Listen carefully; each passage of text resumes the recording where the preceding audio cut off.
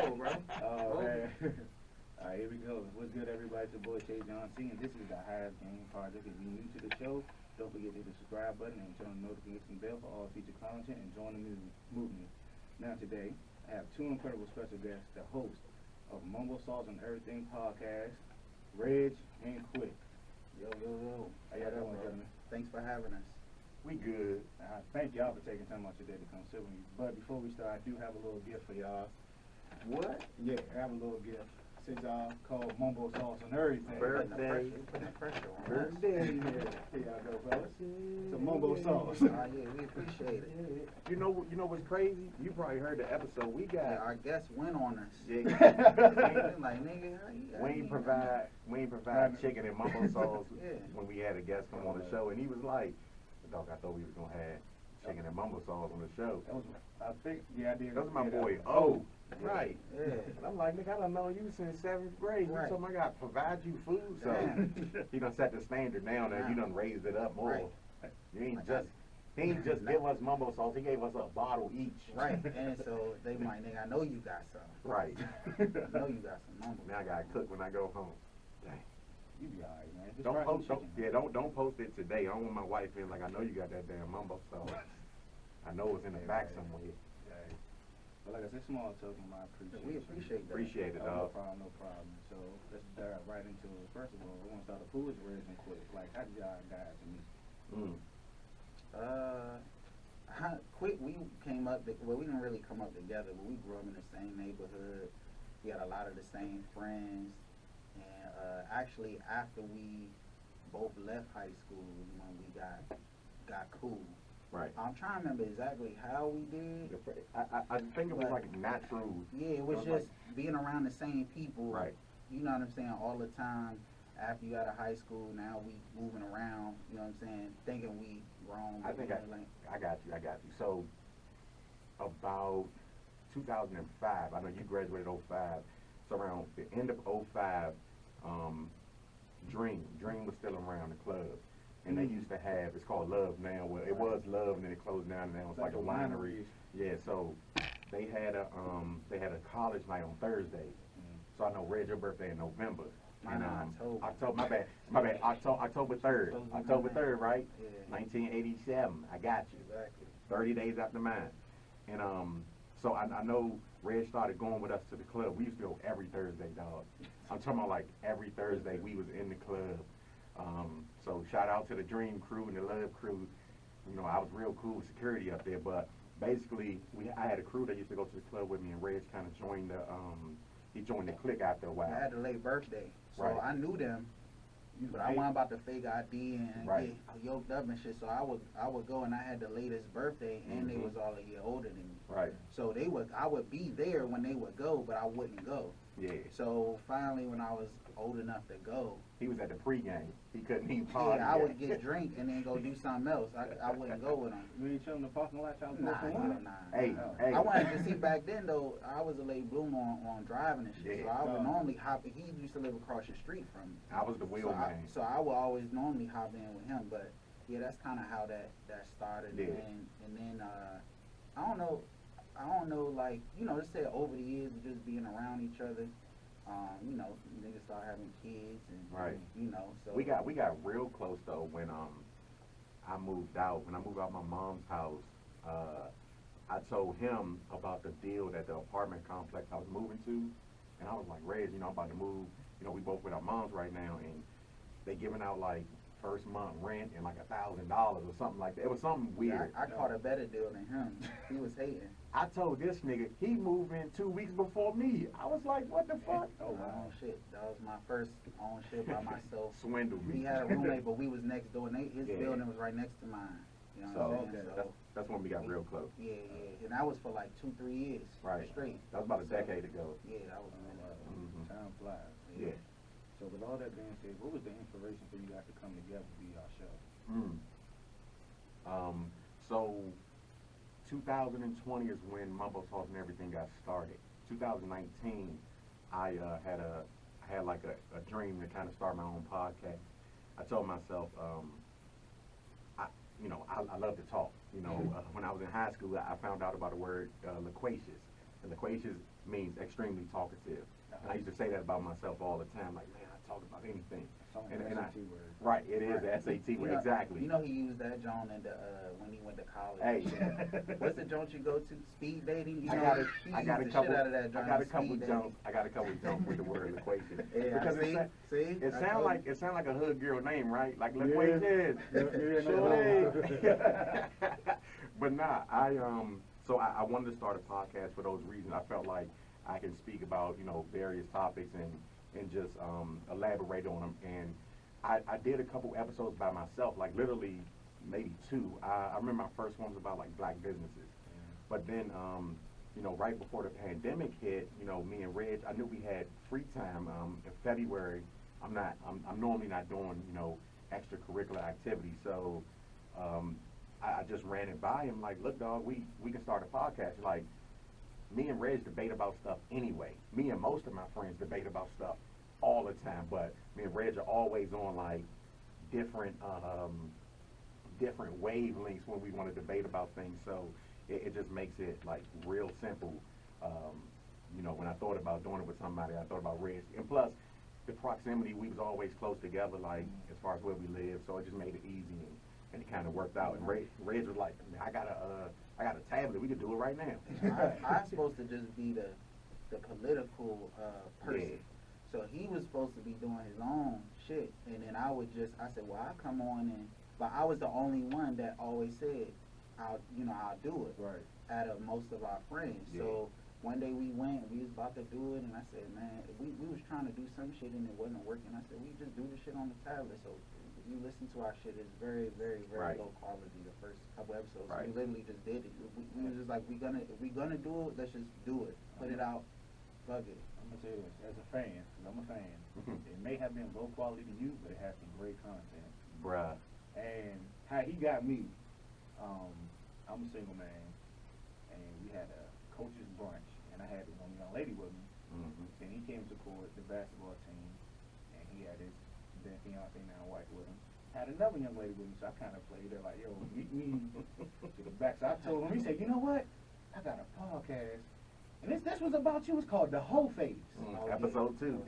And I listened. I was hooked ever since. Like, That's Yeah. how I hate when y'all take breaks. Yeah. I think. I hate when y'all take breaks. Because I be like, We done took like 2 breaks, dog. yeah, but sometimes 2 is too many for me. We've been on now for a year. It's about to be a year anniversary. We just did episode 42. Yeah, I listened to that today. Like- which I'm gonna get to that in a second. Bruh. All I'm saying is we pushed hard. Like I was telling Reg was like, "Gabe, don't do anything over Christmas." I said, "Bruh, I think we should just go ahead and take a break." He was like, "You sure? We need to put out some content." I'm like, Yeah, because we went from like early December to after New Year's. Yeah. I mean, we Before we put another joint out. my wife points it out to me. We started right at the beginning of the COVID kind right of at the lockdown. beginning. So, like, just listening to the podcast, you can hear us talk about the number of cases and, the way the response was just from start to, like, where we're at now. Like, now, we don't even talk about COVID on a regular basis.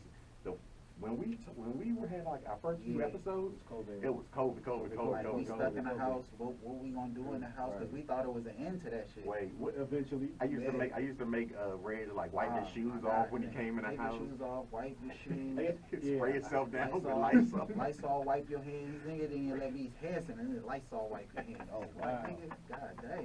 Wow. Hey, man. And I was pretty much his only visitor, and that was my only outside interaction. Yes. So that helped both of us.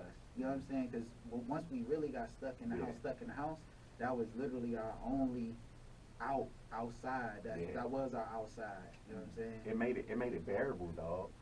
Like, honestly, it made this whole what we're going through now. It made it it was just like our outlet. Like, where else can I go besides playing video games? You feel me? And my wife like, man, you keep playing video games. I'm like, I don't never get to talk to my friends. I ain't about to call one of them on the phone and get somebody on 3-way and we rapping. Like, nah. Normally on a Thursday or Friday night, I go out with my boys and we'll hang out and we'll get to chit chat and bullshit. But we don't have that right now. And it's not like dudes don't just be talking to each other on the phone all night. Like, that's weird. I can play a game for like 6 hours and talk to them and somebody gonna look at you weird, but even that got old. Though. yeah, but after a while it For a does. certain period of time, that So, shit got old. So yeah. for us, it was good. Great outlet. Okay. What was the inspiration behind the name of your show? Mm. I think it's obvious, but for people who don't know. Right. Yeah. I mean, obviously, you know what I'm saying, that's how you came up. That's how we came up. Yeah. Right. You know, it's just a part of the culture here. Just something to identify where we're from, that sort of thing. And we really brainstormed maybe all of 10 minutes. Right. When we the night we said pull out all that happened on the tablet, all at one time. And Download the Anchor. We downloaded Anchor. We was like, we can't work this microphone. We was just, you know what I'm saying, just novices. We didn't know how to work nothing. So I literally just sat. I had the tablet. I said, man, let me see. I just searched podcasts under the App Store thing and said, oh, this shit said we could just do it right on here. And set this shit up in the middle of the table. We named it. What we gonna name it? And then we just start talking. Yeah. That's how we say it. However people receive it, we just named it and just start talking. Yeah. It was supposed to be like a metaphor. You know, we were going to talk about various topics, and we were putting mumbo sauce on it as far as what we bring to the topics, because everybody has a podcast talking about whatever they want to talk about. But for us being two guys, like, from the DMV, I've lived in D.C., Maryland, and Virginia. You know what I mean? Like, I've lived not far from where we're at right now, just like living in D.C., living all over the city, living all over Maryland. It just becomes it becomes easy to say, you know, what kind of ties all of us together. In this area, that's one thing that ties all of us together. No matter where you go in our small proximity of the DMV, and, you know, everybody who's from here understands what that proximity is. Right. You know, we're not talking about like Frederick, Maryland, or Richmond, Virginia, but here, anywhere where they serve chicken and mumbo sauce is a DMV. So, like a quick story, I talked about the other day, the little Instagram live with Carrie Champion, and when she said, well, what's mumbo sauce on everything? And I'm like, look, it's some sauce that people put on chicken. Right. And, you know, if you do your research, if you just type it in YouTube, you'll see like little videos talking about it. And it's something that brings us all together, because you've all heard somebody order some chicken and mumbo sauce, and everybody say the exact same way. Let me have some chicken and mumbo sauce. And you're gonna end it one way or another, like with mumbo sauce on everything, or you're gonna say with some fries with ketchup mumbo sauce on everything. How many mumbo sauces you want? Right. 2, 3, don't skimp, because some joints you go to, they give you one joint of mumbo sauce. If you don't ask for it, y'all know the spot I'm talking about. You go and you get an 8-piece, and they give you one drink, the smallest container. So you gonna order your shit with at least 4 or 5. Right. Like, make sure you give me 4. And they try it's 10 cents. I don't care, nigga. I need 10 cents? 4, however much it is. I know, somebody got me for $1. Right, that's what I'm saying. Inflation. They got a big ass pot in the back, and they charge $1 for a whole time.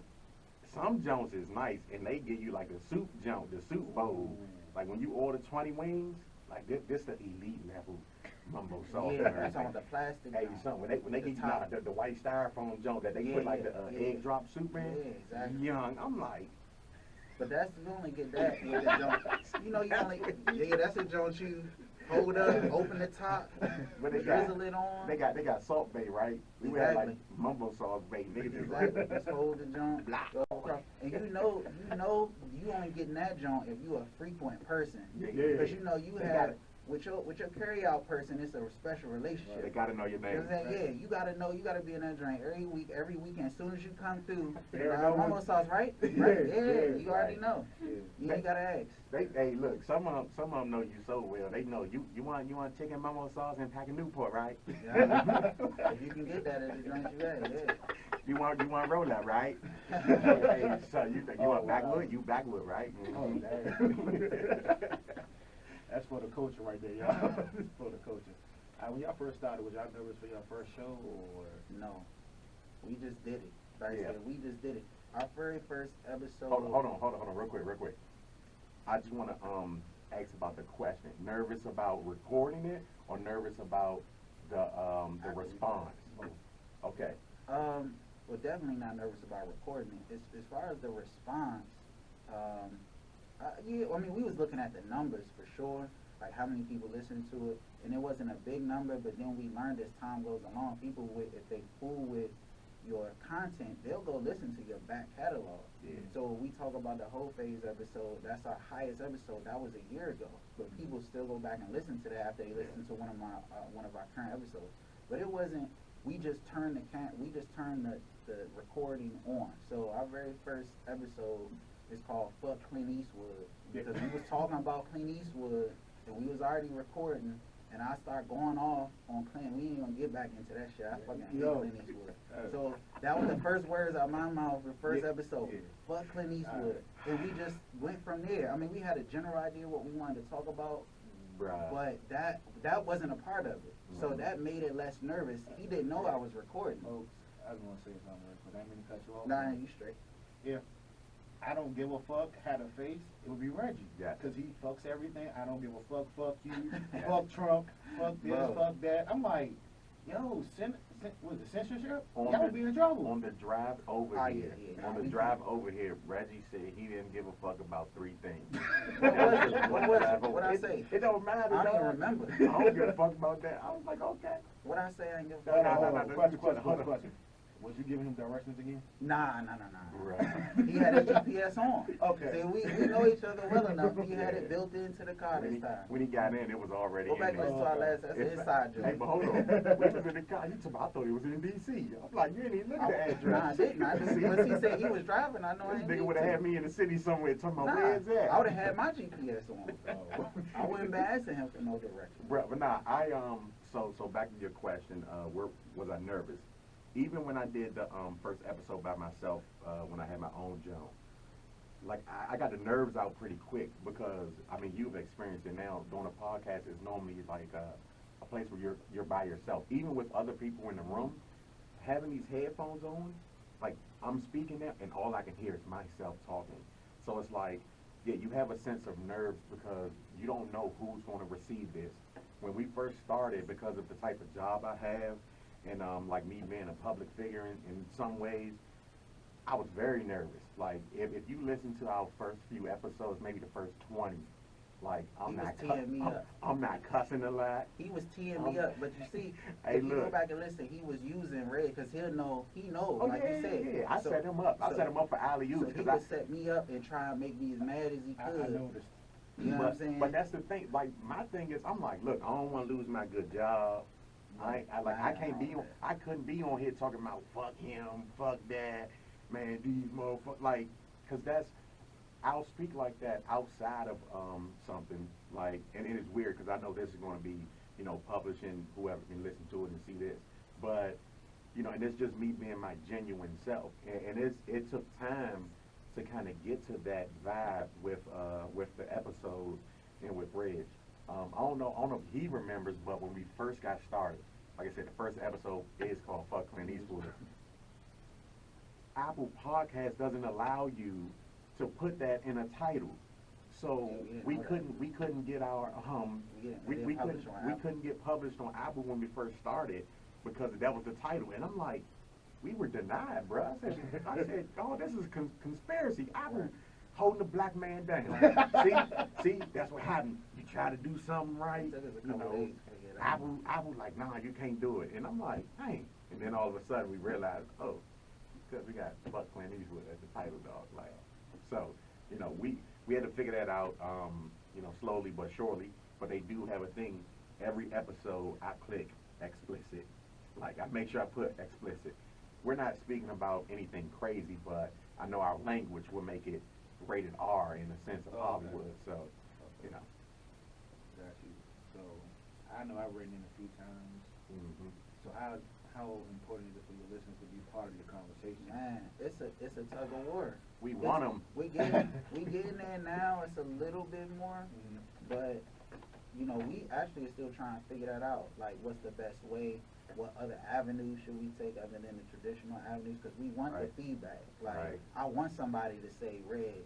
I be expecting it really, and it don't really be coming. Like, if I say fuck, XYZ, Trump, whoever it is, I be expecting somebody. You hear me sometimes say, hey, write us in. Yeah. Even the people that don't agree with me, we want to hear from that, Yeah. because I'm really, even though I'm saying fuck that person, I mean it, but I'm saying, like, you know what, I'd be interested to know from the other side, what, you know, what is it that you're, what is it, what goes into your line of thinking, because I am interested in Right. it. I still want to understand it.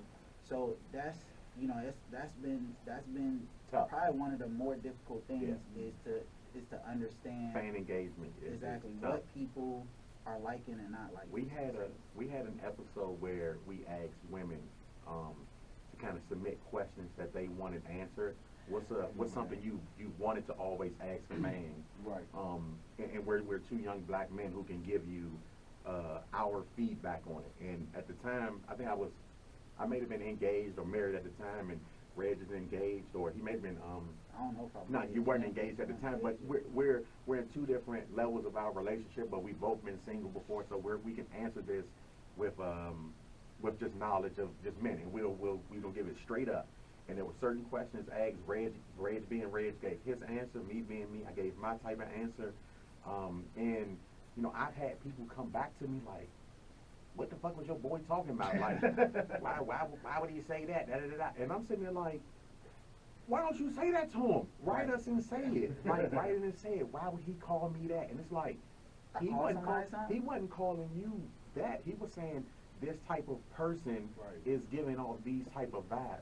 Why? Because the question was like, why About nigga? that listener. Yeah. That's the type of feedback we get. Why? We got the one listener, she was pissed off at me. I was like, true? I mean, Yeah. I was like, But that's cool. Yeah, she was Like, upset that I was, but like I said, most of my frustration, even if I'm cursing, I ain't really even no, frustrated. hold on. Let me give him.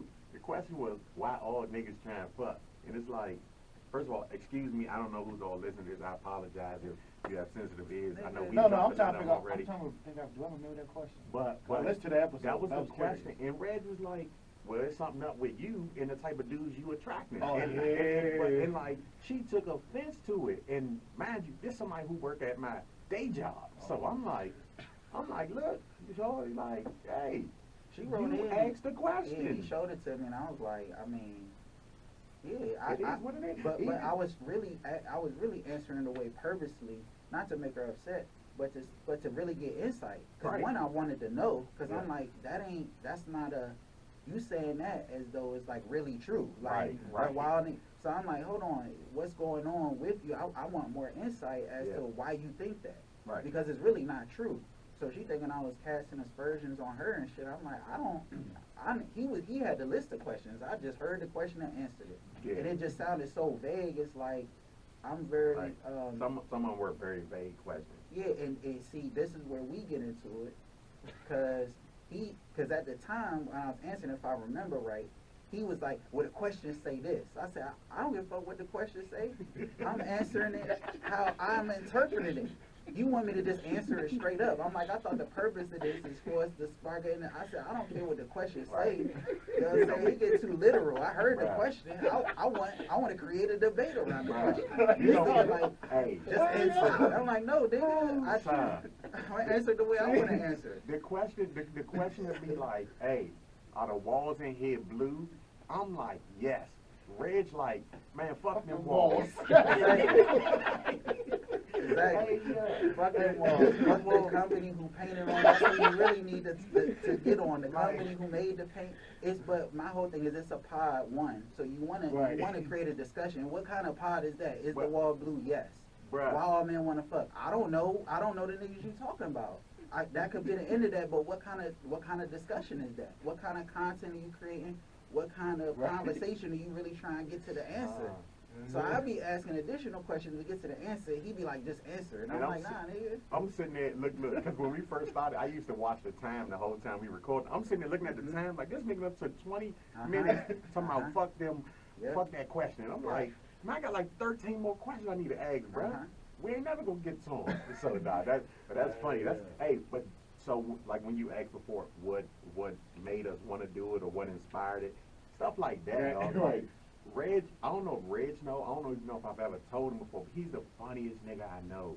Mind you, I consider myself funny, and it's like Reg say stuff, and I be cracking up laughing. I'm like, bruh, and I know you dead serious. Yeah, So because I that- don't be trying to be funny. I wasn't a jokester. I'll be He serious, be man. straight up I'll be and serious, down, bro. dog. That shit's hilarious to Hey, me. you threw me off with them. See, like I said, Mr. I don't give a fuck. In the dictionary, it's red. Yeah, yeah. I'm like slightly politically correct compared to you. I'm like all the way But straight. the thing laced. is, I provide nuance when I quote unquote go off, or when I quote unquote say what I don't care about, or if I say fuck this or fuck that, it's more so. But oftentimes, we was talking about this the other day. I'll even speak in a broken sentence because I'm trying to be nuanced in the point to still get my point across. Mhm. But to explain, like, nah, I'm not going for the shit. Right. But right. I may understand. We was into it about some shit because I try to empathize with the person while I'm saying fuck 'em. And see, but and this the thing. This the thing. You would empathize with people. So you empathize with people, and what's crazy is the opposite. I'm the type to say fuck them. Like I'll say fuck a person, and you'll say fuck a subject or an argument. Like I don't care about a situation, and I'm like, nah, that person, man, fuck them. They knew what they was doing. Like, and you always get on me like. But you gotta take it easy on them. Like why you think like you always do that to me? Yeah. 'Cause I be like, tell me, man, fuck them. So this the same dude I heard say, fuck Trump, Mm-hmm. fuck them, man. He don't give a fuck. Yeah, they can come get me. Fuck the police, Yeah. but he'll get on you. But so I said fuck the police, but then we had the police on. Mm-hmm. And, This is true, yes, you did. and so we let the police say they side so I can empathize. It's still fuck them, fuck what they do. I can't Right. say fuck the individual, Right. but I'm saying fuck what you do. Fuck the system that comes along with it. Fuck all of the excuses you bring with that allows you to do it. I'm still gonna say fuck that. But hey, let me speak to you, at least let me hear your side of it. So I'm trying to empathize with that side, but I still may not agree. You know what I'm Yeah. saying? With Trump, even though he's just a fucked up, I mean, it's easy to say fuck him. Reg is Riley from the Boondocks. Like I like probably mixed with. No, he both mixed of with them. both of them. Yeah, yeah. like This like man he is said- militant like a mug, Yeah. but he be right. But he like, man, fuck this nigga, man. But that's really how He really, throw a chair from time to time. how you think Like, about it. It he- really just come down to that. Even with Trump, like I'm not empathizing with him. Right. I'm empathizing with the process. Mhm. Why? And we had a whole episode about that. Just asking the question why. Well, why is Trump? You know what I'm saying? That's the only thing he gave us. Yeah. To me, as black people, Yeah. he gave us the instinct now that I think is going to be built into at least this generation for a while to keep asking, well, why he was doing such wild shit? Why the fuck is he able to do that? Mm-hmm. Then it made you go and look and see why he was able to do it, because no other president was wild enough to do that before him. Right. So it's like, all right, now I'm empathizing with the fact that you want. I can empathize with the fact that he wants to stay rich, so he does a tax cut. Mm. I can empathize with that, but I'm still gonna say fuck you, because I mean I gotta pay more taxes. Oh, yeah, You see what I'm saying? So I get it. So you know what I'm saying? That's why I try to go with it. I hope that's how it's coming across. But that's why we need people to feed back with us, because if it's not coming Right. across the way, then maybe I can change the way I'm trying to get my. Y'all finished talking about Trump, which led to the Right. next question. Y'all two brothers talk a lot about politics on your show. Why is it important? Now, before you answer, I will say this. I don't talk politics. Mhm. Y'all was my news when it came to politics. Right. No, really, I've heard that I a couple bullshit you times. not, Yeah. because like, I tell people, I don't talk politics, I don't talk religion. Mm-hmm. Mm-hmm. But it's for obvious reasons. I don't want to offend Yeah. nobody. Or Right. I'd be like, Reggie, I don't give a fuck. But that's how I got my politic views from y'all. Mhm. I mean, some things I agree with, some things I didn't, and to be honest with you, some shit I just didn't know. Right. So why was it so important for y'all to talk politics the way I do Yeah. on the show? So like Reg said, I used to go to him a lot for political things, just for somebody to bounce things off of, and I knew he was well versed in it. If you ever listen to our episode, I'd say it all the time. I think Reg should run for political office, just because of his passion for our local government. I would say this real quick. I would agree with you, even though he says he don't give a fuck. But we just had Chester Cheeto tell people, grab him by the pussy. Right. So, Reg, you got a chance. Yeah, the only thing about that, well, one thing to answer your first question about the politics, Yeah. like he said, like Quick said, I'm a political junkie, and it always scratches the itch. I'm always, to the point of annoyance, I've been told that at jobs that I'm always going to ask them why.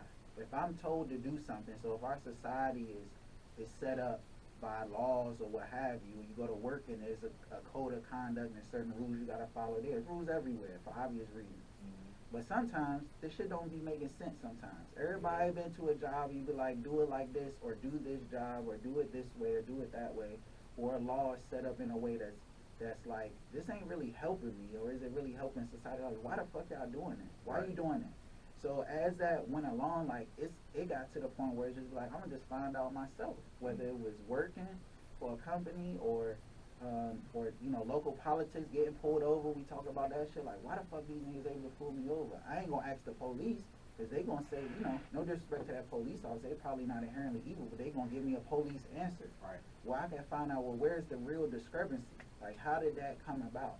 So ever since I was probably like, I want to say 7th grade, I guess, when Bush, well, it was that first question that intrigued me was, if one, we got more votes, or Al Gore got more votes than How Bush. did he lose? How the fuck he lose? Secondly, Thank you. what's up with the votes in Florida? Because remember, that election wasn't held up as long as this election was, Right. but The that recount. was the longest in this up to date. Yeah. So I was like, well, why is that happening? Of course, we was like kind of learning about it in school at the time, but I took real interest in that. And on top of that, you know, I was one of them kids.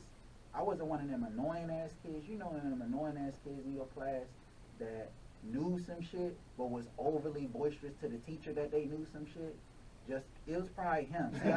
See, he was a year ahead of me. We had one class together that I didn't go to for the whole year. I got an A. So it was fucking keyboard, nigga. You should have got an A. I Yeah. skipped it like a dummy. Hey, let's talk about But- I remember that one. But nigga, if I was there, I would have got an A. Nigga, it's keyboard. Nigga act like he was taking calculus. I got an A. You wasn't A. But anyway, we you know, them type of students. I wasn't that type of student, but I wanted to know the ins and outs for myself so that I knew when the bullshit was being fed to me.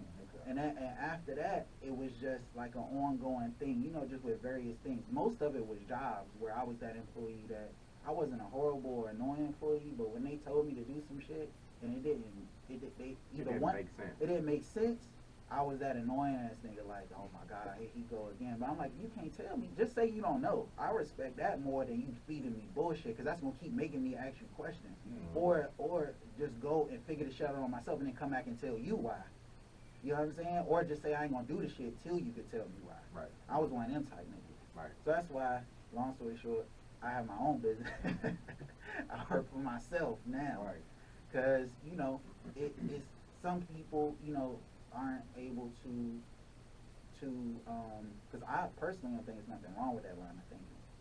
But some people can't acquiesce to it. They just like, just do it. Like, you know what I'm saying? And I can't roll. You know what I'm saying? I can't roll.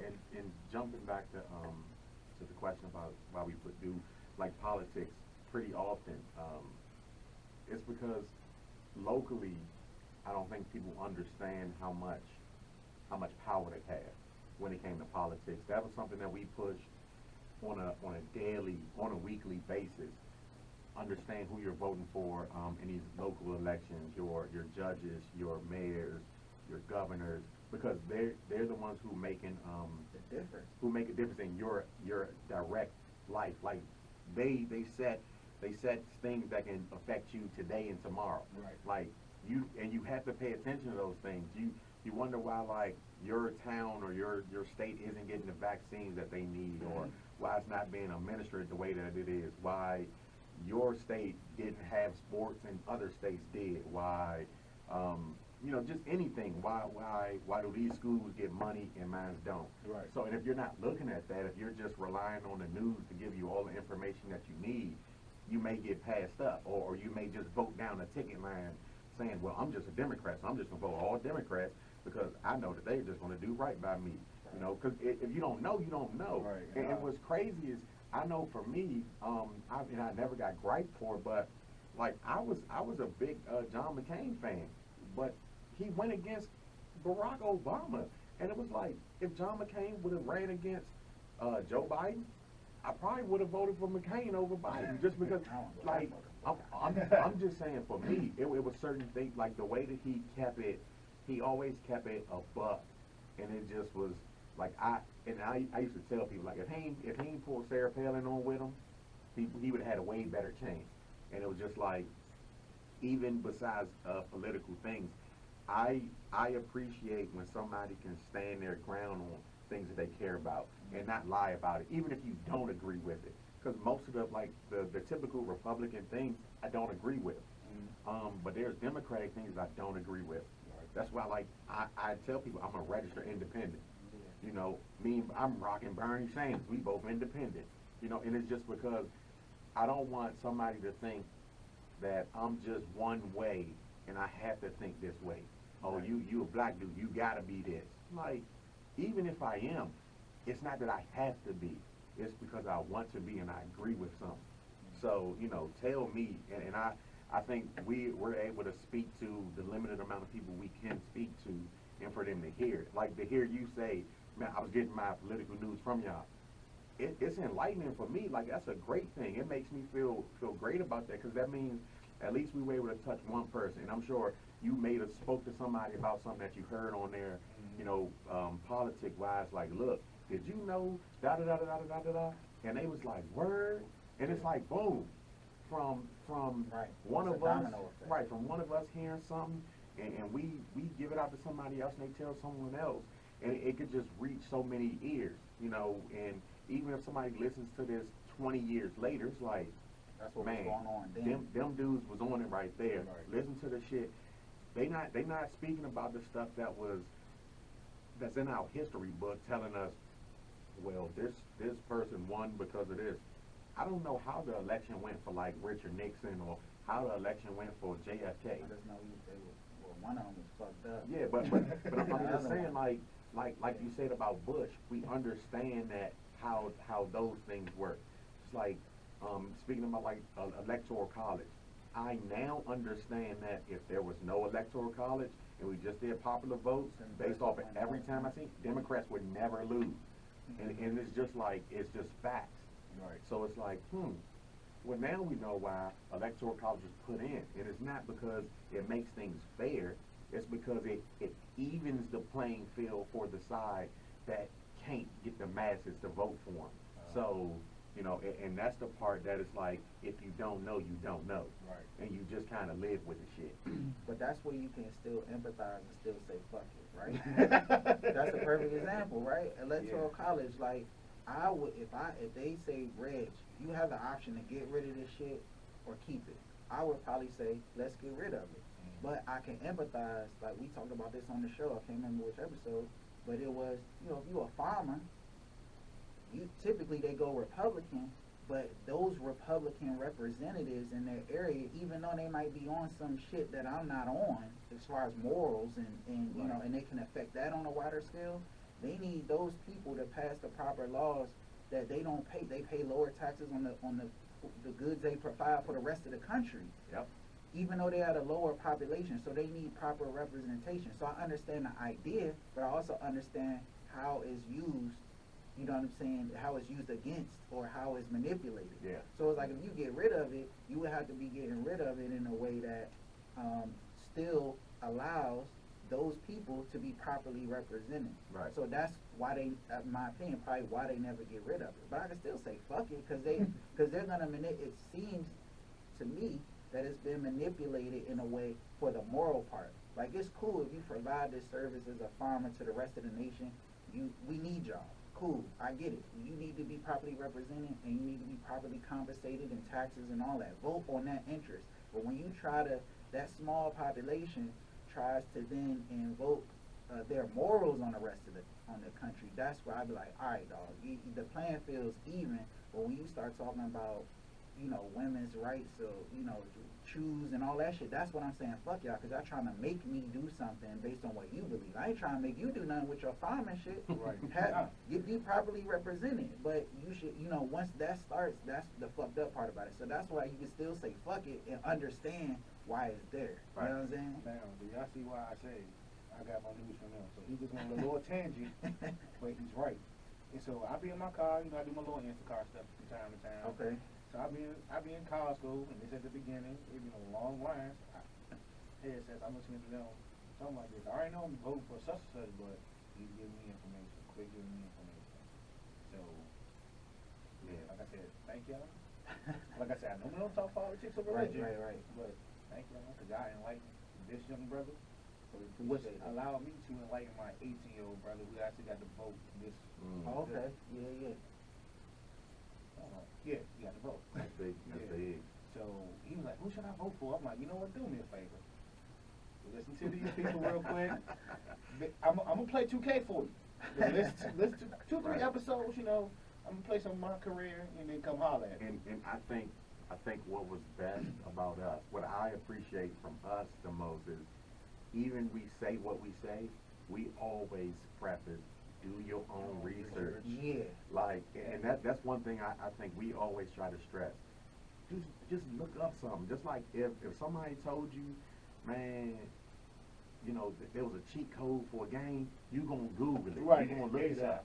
Like, hey man, you know, there's this joint on Grand Theft that if you do it, they give you $2 million. Oh, word, let me find it. There's a joint on 2K where you get all green lights. Oh, word, let me find. Like, you're gonna do research on that, and it don't take a long time.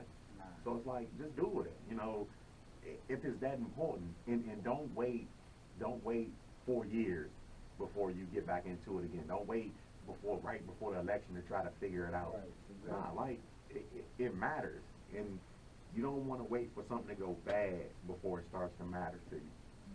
Like, Yeah, I appreciate the invoking of the conversation. I don't expect everybody to agree with me.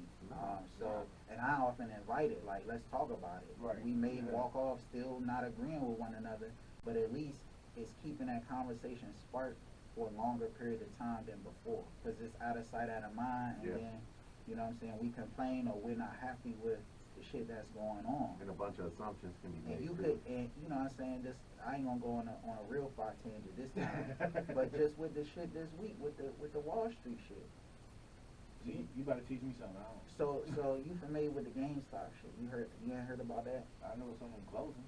No, okay, so let me hip you. Oh my God. Let me hip you. All right, So- hold on. so- You about to drop jewels, y'all. So- Get your pen and paper right. So GameStop, it's a hot story. I'm sure a lot of people watching and listening have heard this story with GameStop, but I'm about to hit you. So what basically, a lot of GameStops is closing. The company's been going down, been losing a lot of money for a long time. What happened was it was a hedge fund company who, and I just learned this week. You can actually invest in the dropping of stocks of companies and make money.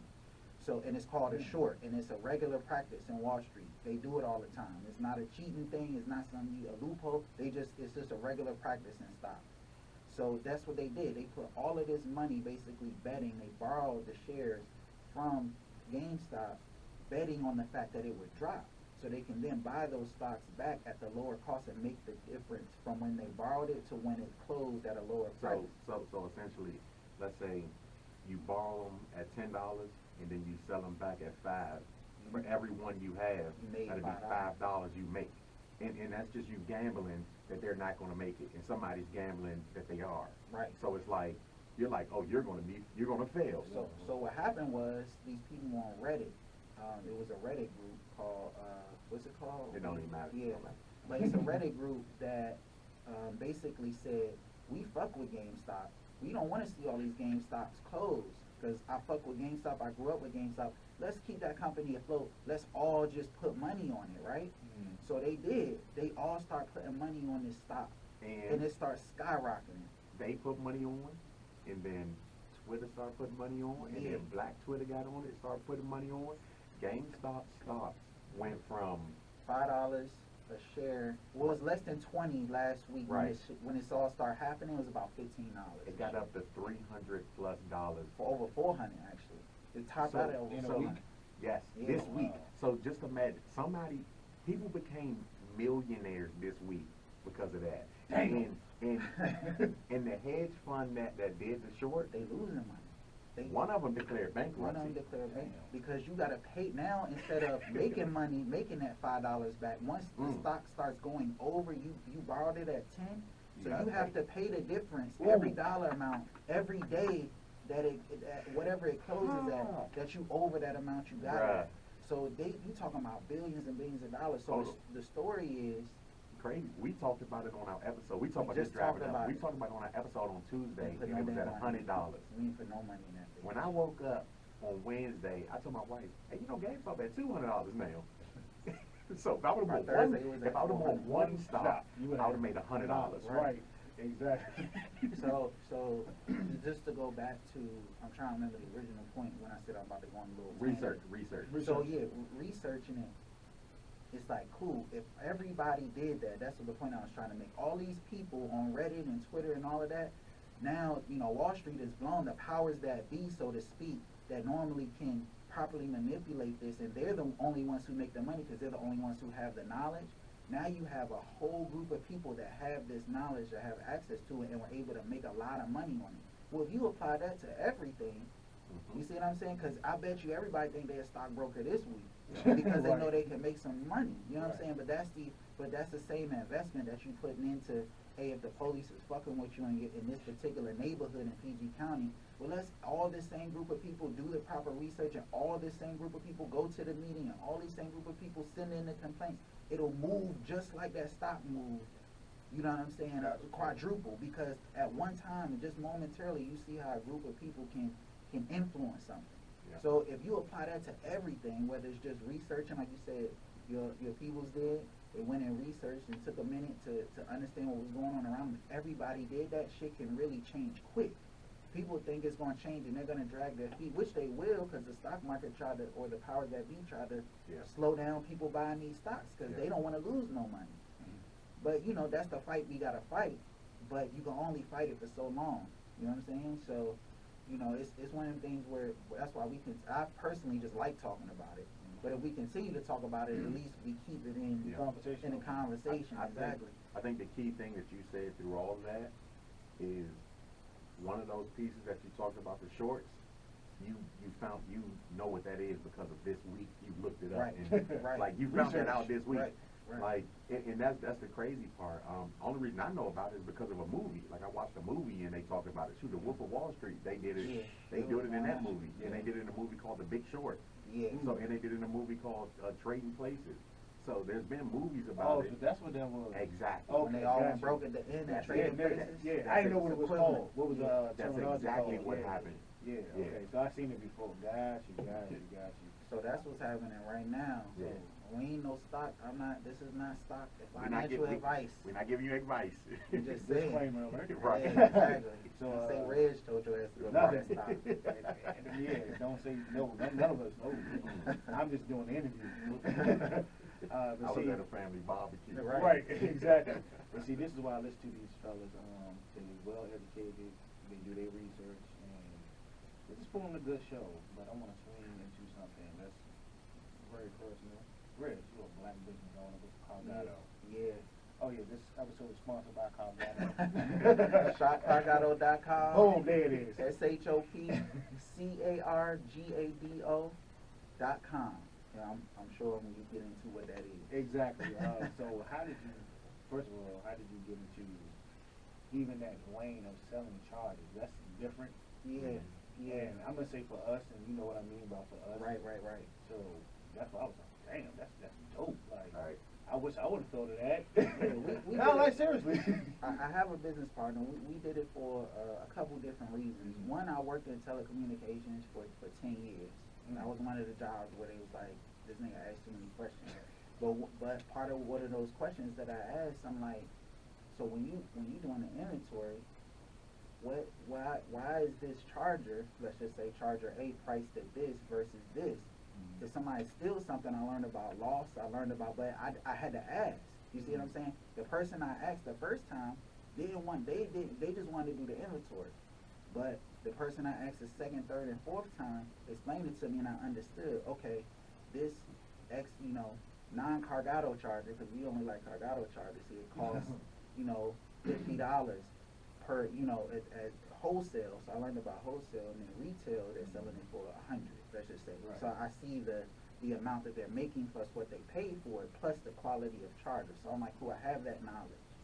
And then we went into, when I left telecommunications, I could see the industry going in a way to where, okay, they're not going to pay employees to handle this. Everything they're trying to shift to a self-service option, which is if you purchase, I used to sell phones.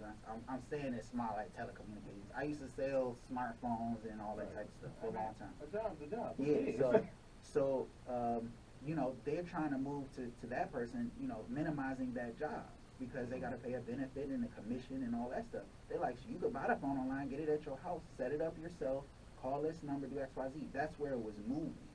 And so when I left that, I said, okay, what is the job of the future?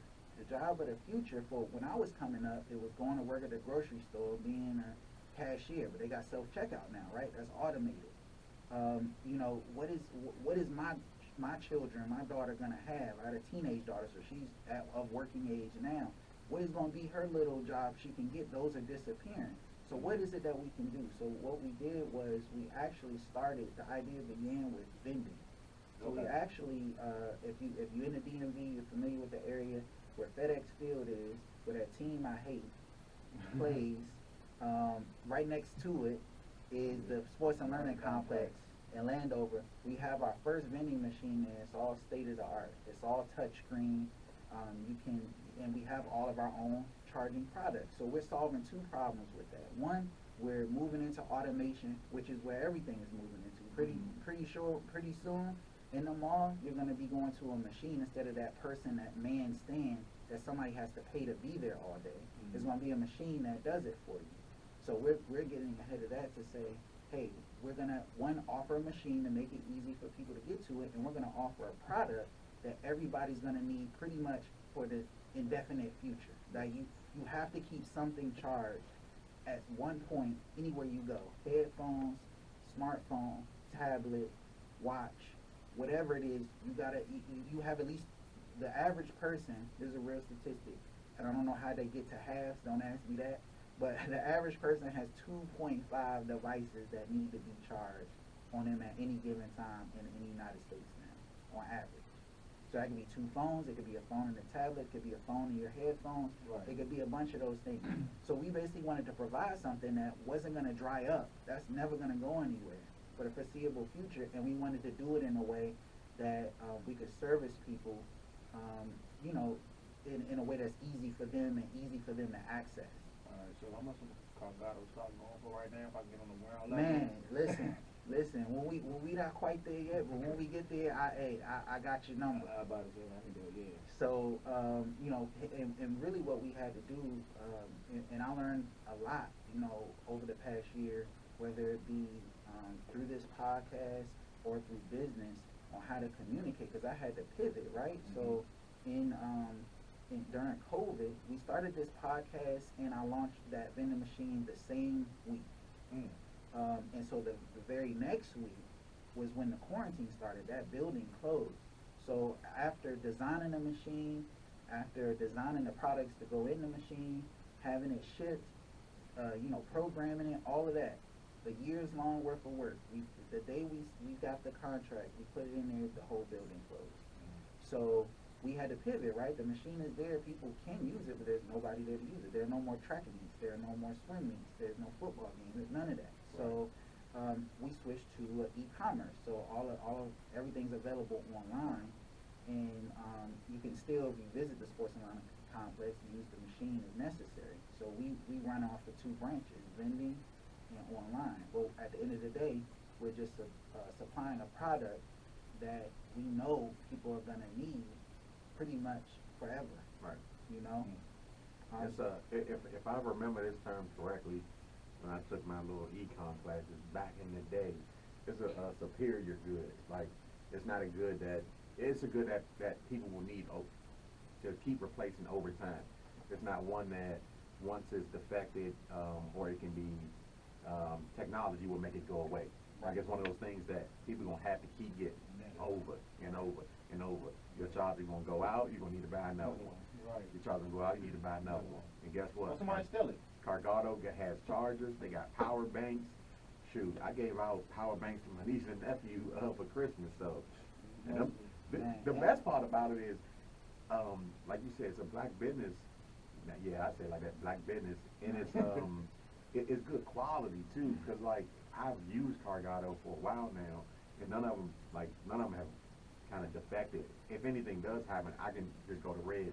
What's crazy enough, most people, they don't know if something happens to when they get one, they can just go to Reg. Like, they literally can call them, or they can email. That's a good thing about it being a website. local business, but we Yeah. ship nationwide when we did the e-commerce thing. But like I said, it's foolish to think that when you develop and sell electronics that is not going to be defects. Like, that's Right. impossible. Right. So, you know, we understand that everything is 1 year warranty, and going back to the quality that comes from my previous experience. So I'm looking at a product, I know what a good product looks like, and I know what it's selling for.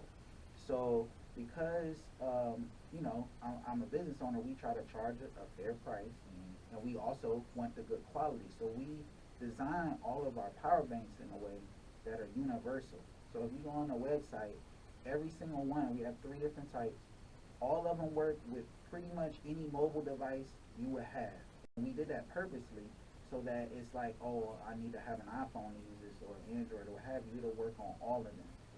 So we try to make it versatile, and like I said, we sat back and it took pretty much all of 2019 to develop and get going. But like I said, we wanted something that was going to be ongoing, that, like you said, wouldn't dry up.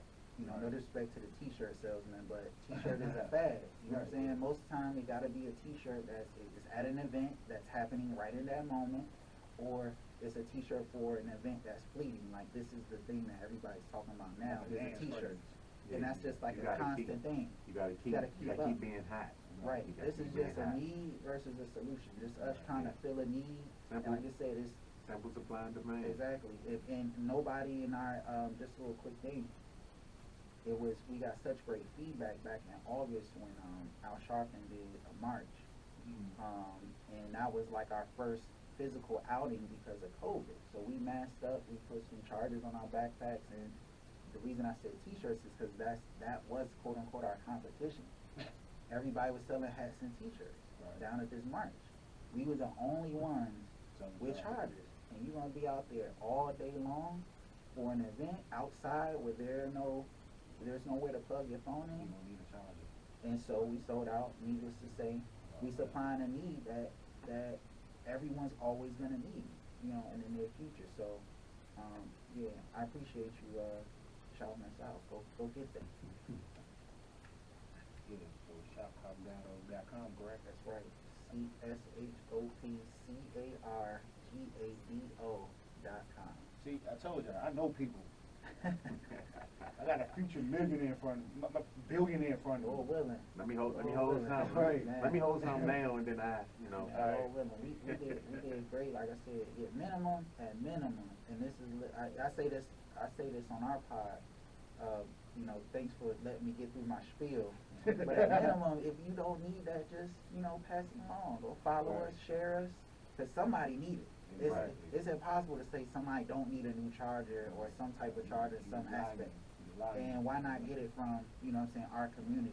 You know what I mean? So instead of going to that Five Below, and that's something you have to turn right back around and get. So come forward with me. I appreciate you. You got an Instagram page or something? Yes. Thanks, man. See, that's why it's my brother. Follow us at Cargado Power, at CARGADO Power, POW. There it is. You gotta go follow them, get some products. I need a new charger. I ain't gonna lie to y'all. My daughter took mine. That's how I go. See, you know me, our product on them. I do. I ain't ride. I didn't drive today, but I got you.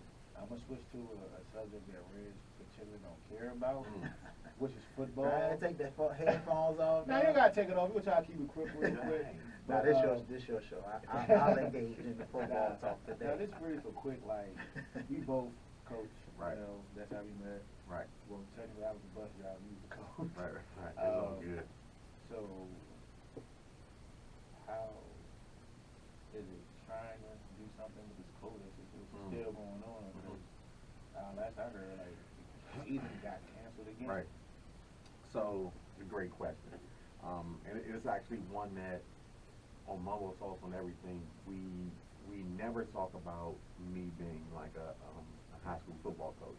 That's one of the topics that, you know, we've always avoided, just because I never wanted to like mix the two together. Right. But no, so dealing with COVID in high school sports, it's been unique in our area. They haven't, allowed, a lot of physical contact when it came to kids.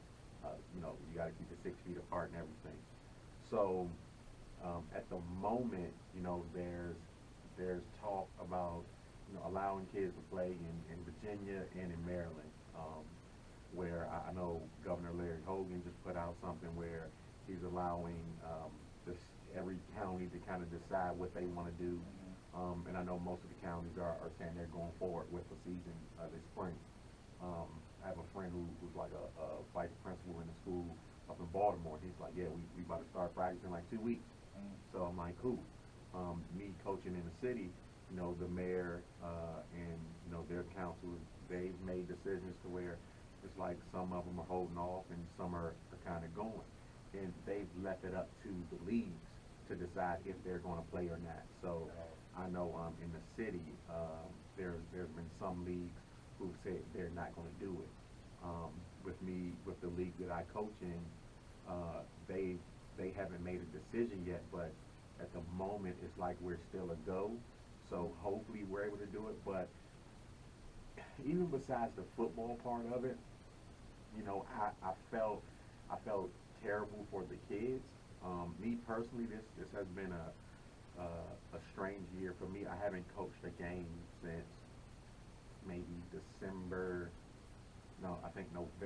of 2019. November 26th, I believe. Yeah, so you were there. I remember seeing you right after the game. Okay, we're gonna put it out there. So Coach quit. Coach against my younger brother team in the playoffs. Right. So I worked for the school that he coached for. So I'm listening to, we gonna bust y'all, and I'm trying to keep it cool because like this is my job, but that's also my little brother. Disclaimer. He didn't hear that from me. I know it's the case. I don't talk trash. I'm about my business. And it's okay. Time out. You did make a statement, but we'll talk about that offline. Oh, that's cool. No, like. So put it like this: if I made a statement, I lived up to mine. I think we allowed 6 points, and it's one thing I don't normally toot my own horn, but against city opponents, my team allowed 26 points in 6 games. So we can go back and forth about if I'm gonna say something. All I'm saying is like this is where like I am very passionate about coaching. Like I do have a day job that pays me very well, that can pay all my bills, and I don't have to coach. But I do it for more than just the football aspect of it. I remember being that 17-year-old kid having a full scholarship to go somewhere to play football, not being able to accept my scholarship because I didn't have the grade. And like that's what kicked me off. That's what makes me want to coach. That's what makes me go above and beyond for my boys. And it's like the COVID part, it kind of took away from that. And that's the part that I hate. It takes away from me being able to give the knowledge and the wisdom that I've always tried to instill to my players over the years. When I want to talk about things bigger than football, like that's just about life. Right. I want to talk to them about politics. I want to talk to them about women. I want to talk to them about situations that they're going to find themselves in. I want to tell them things that no one told the 15, 16, 17-year-old quick, because if I would have knew it, I would have hopefully acted different. I just had a conversation with one of my boys telling them I didn't find myself until I was 21. And you're 18. You have an opportunity right now in front of you to do something special. But I don't want you to be like me and go through those stages of going to dream and love every week to party because you're trying to cover something else up. Like, you're not living the life that you thought you would be. So it's like you have those opportunities. Like I'm here, I'm gonna coach you in football and you're gonna be very successful at it. But I want to teach you how to be a young black man and successful in this society with everything that you have to deal with. You're going to have to deal with situations where people are going to hate on you, where people are going to expect you to fail, where people are going to want you to fail, and you're still going to have to strive through it. So, win, lose, or draw when it comes to the games, I'm trying to be there for them when you know, a situation comes up that they don't know how to deal with. Right. When a situation comes up when they're considering suicide, and it's like, look, let's talk about this because you have way more to live for, or something where, you know, just anything like, and we know it is weird, but when it came to COVID, when you take the football away, it takes away them wanting to reach out because football is that outlet that sparks the conversation. But when you don't have that spark, I can't expound upon it because somebody can call me and want to talk about the ins and outs of playing defensive back. We can talk about that for 5 minutes, and then we can talk an hour about, like, you feel me? Right. And it's like, if I don't get the phone call to talk about your back pedal, I never had that other 55 minutes to talk about how you need to act in a situation with your girlfriend that, you know, she's pregnant or, you know, something like that. Right. And that's the part where COVID really hurt that. And it's like, damn, nobody talking about that shit. Everybody talking about the football part of it. You know, man, kids ain't gonna get them scholarships. Yeah, they may mess up and not get the scholarship. They may have played the season and not got the scholarship. But shit, man, what about the kid who now, you know, he got a baby on the way, or he failing, he not gonna be able to go to the school that he wanted to go to because now the kids who was about to play football the year before who are not graduating, so they don't have scholarships available. So he has to figure out where he's gonna get their $75,000 to be a freshman at the school where he can get accepted in, but he can't play ball for because they don't have money for him. Like, and that's the part where COVID kind of threw a wrench in things. So yeah, like the mental stress of it is gonna be tough on a 17-year-old. Me being 34, I can deal with it. I can deal with not coaching another game. Right. But can they deal with not playing? And it's weird because you never know. People always say this to football players, you never know when you're gonna have your last game. You Right. never know. Like I said, I had a football scholarship offer that I accepted. But I didn't know at that time that I had already played my last game of football. You know what I mean? So, Yeah. and that's the part, it's like, I wasn't prepared for it. And I coach because I want them guys to be prepared for that moment.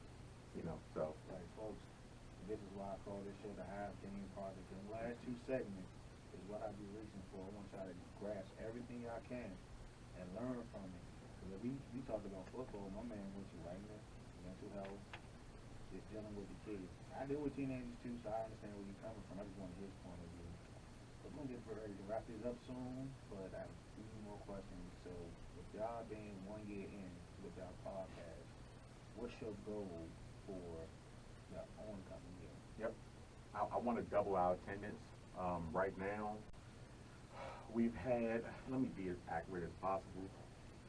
We've had approximately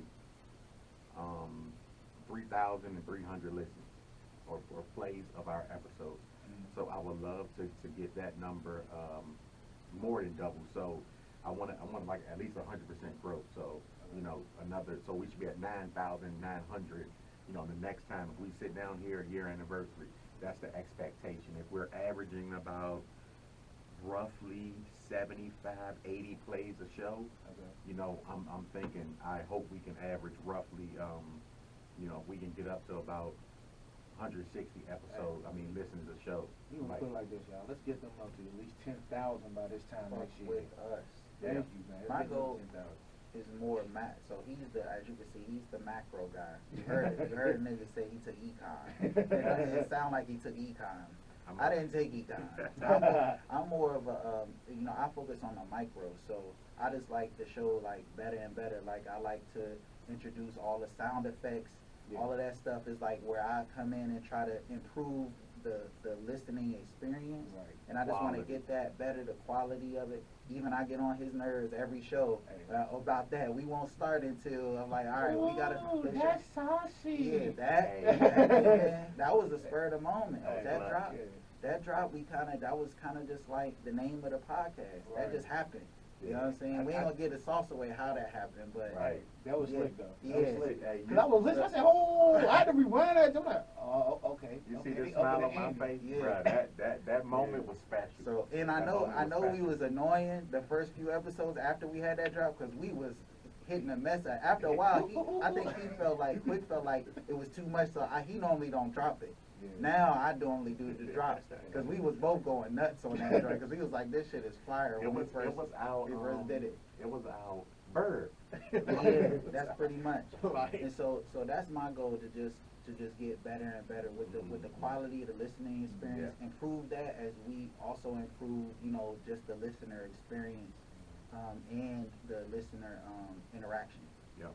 We getting a little bit more and more, just a little bit more and more in that, but I would just like the interaction to be a little bit more. But that's more his, my catchphrase pretty much is fuck the internet. Yeah. So he deals with all of that. I probably need to get a little bit better there so I can help with it. But I don't, I just talk and forget what the fuck I say the next week and come back and I just be more micro, like how we gonna get this shit to sound the best it could possibly sound. Hey, I'll be looking for yo Reggie. Hey, don't I be looking for him. Yo, Reggie, that's so funny. I found that jump. Yeah. I forgot about it. That Nutty Professor drop Dave was Chappelle? so He funny. was just trying to get me back because I got his ass. You got me? Hollow Knight, Hollow Yeah. Knight's drunk. Everybody, Yeah. but like I told him, man, I got that so much growing up. Yeah. Like, dog. everybody, Oh, man. quick like from Harlem Night. Nah, quick. Quick, yes, like from Harlem Night, like quick to whoop your ass, quick, yeah. You might get your ass whooped quick. Uh-huh. Yeah, all right. So what can you guys be reached at? Any all social media? Gotcha. You can follow us on Instagram at Mumbo Sauce on everything. That's probably the best place to reach us. We're also on Facebook under the same name, Mumbo Sauce on everything. Instagram right now is probably, like I said, the best place. You can send us voice messages on Anchor or through Apple. There's links on there where you can click and send us voicemail. DM us on Instagram. Send us voice, video, whatever. If you want to go Instagram Live, we will. So, I mean, that's about it. We've had a few folks reach out, and we are trying to expand this year and go visual. So I think that's another goal for us this year, and hopefully we can get that kind of set and rolling. We want to take this thing to another level, man. And I want to say, even before Reg do it, I just appreciate you calling us in. Like, Sure. this made me feel special, dog. I was in the house trying to put an outfit Right. together. Right. I was like, shit, I don't even know what to wear. Right. Um, Yeah, we definitely appreciate the look. Yeah, I appreciate Anytime y'all. you want to come by, Let us the know, Mumbo man. Sauce Squad, the door always open. Right. I appreciate that, And man. I definitely Uber eat some Mumbo sauce. Yeah, now we just gotta get the chicken and fries. We got the Mumbo Right. sauce. So. Right. Hey man, like I told my boys, I look up to y'all when it comes to podcasting. I do. But y'all put up some good content to me. Like I appreciate everything y'all do. Like I said, y'all my news for everything. That's an extreme compliment. But It's so many people that I look up to. I'll be perfectly honest. I listen to more other podcasts more than I listen to us. Right. Throughout the week until we record again. So for somebody to say that is an extreme compliment. I appreciate that. But what really takes it over the top for me is I have access to you guys. Yeah. So that's different. Yeah, I can listen to Carmelo or Joe Budden or whoever, but I can like get to it and say, hey bro, Right. Sitting down with a brother. Bring Reggie. Yeah. So it's a little bit it hit a little different for me. Yeah. So I mean, shoot, anybody listening, man, if y'all want, like I said, just like you did, I respond immediately when people write us on Instagram. Yeah, he does. He does. Immediately. Man, you would think, slide in my DMs on Instagram, dog. Yeah, he does. On Mumbo Sauce and everything, I slide think in. I wrote it 3 times. I got a response to all 3. Yeah, we craving listener feedback because we want to have a conversation. If we had the forum and we are planning on just testing out a few different platforms as the months go along to see how we can do that other than the traditional. But anybody watching and listening to this, just go through the traditional because we really crave. I don't care if it's 30 episodes back. I said fuck somebody. Yeah. If you don't fuck with me saying fuck, tell me why. I honestly just want to know. I'm not trying to argue. I want to know because it's important to understand where other people are coming from, and I just listen to yourself talk shit all the time. Right. It's good I get to talk shit with my man all the time, but Right. I may be saying some stupid shit. If somebody might be like, Reg, let me add some information on what it is you're saying, and that might sway me. I call him out. I call him out on shit, and he called me out on shit all the time. So. How many times I listened to the whole phase episode? No, because that's his brainchild. It is. You know what I'm saying? Though, like, I'm always going for something. Like, let me see what Quick gotta say. Let me see what Reggie gotta say. Because like, he's married, he's engaged.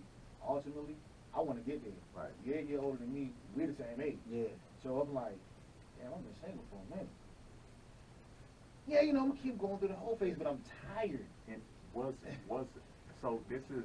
I'm not even gonna go into the whole face stuff, but I'll say this: I appreciate, or what's making me feel great right now, is that you were able to listen to that and get something from it, and now you can almost process it a little better of why you are, how you are, and where you're at in your life. Because that's the craziest part. It's like when you're in the dating stage, you don't know what you don't know. And it's like, even understanding yourself, it's like, dog, yes, I may do need to get over something, and maybe I'm trying to get over it by doing these things. Like, maybe for lack of better words, maybe I'm slutting out these Jones because somebody else done broke my heart. Right. And I need that healing. Nobody thinks about it like that, and men are able to say that a little easier. And it's harder for a woman to come and say it like, yeah, I'm out here doing what I'm doing because society calls her a hoe. She thinks it's wrong. It's like, no. She's, as they said in Coming to America, soiling her royal oats. That's what she needs to do. She may need to do that to get over the dude that was 17 that broke her heart. And now she's 23. But they done told her all her life that she needs to be married by 25. And now she's 27 and not married, and she thinks something wrong with it. It's nothing wrong with it. And that's all I'm saying. It's like, once you understand that there's levels to it and there are phases to it, and you have to meet somebody where they're at, just like they got to meet you where you're at, and it has to happen organically at the right time, then you don't have to stress about, I got to find the right one. You just ain't found the right person at the right time. So. Again, that's why we call this the Hive Game Project. You know what, people got to get up out of here.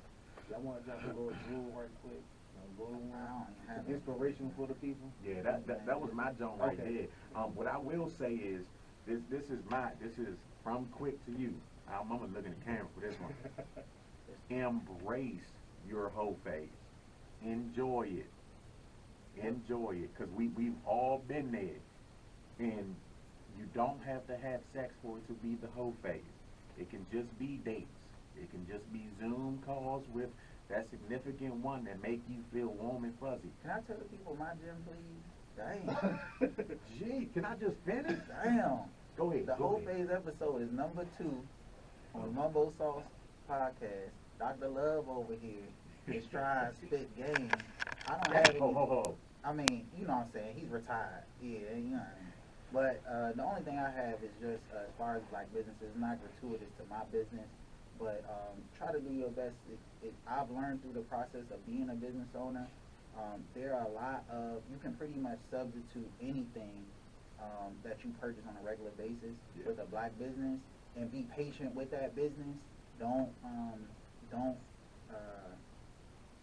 how should I say, don't treat it as, don't give them the leeway to give you bad service, right, but also don't treat it as a Fortune 500 company that has the resources to address things a certain way. Understand where you're going. Exactly. Do that crowdfunding. The best example I can give you is go research GameStop and apply that to black businesses. Okay. Hey. Well, there it is, folks. Some great games and some great intelligent men. Always remember, life is a game of chess. Make every move count. Opportunity plus preparation equals success. There is no success without failure, and nothing beats a failure but a trial. Remember, always follow your dreams, clear eyes full of heart. You can't lose. This is TayJon C. It is the Hive Game Project.